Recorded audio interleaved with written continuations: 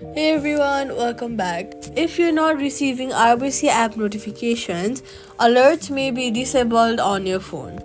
First, open your phone settings and make sure that the search for notifications and make sure that the notification option is toggled on.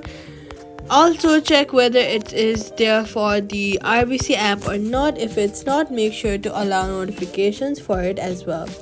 Then, check the in-app settings and confirm that the alerts you want are turned on. Disable battery optimization or power saving mode for the RBC app. Then, restart your phone after updating notification settings. Send a test alert by logging in or making a small account action. Once enabled, notifications usually start working immediately, and that's it. Subscribe for more quick fixes.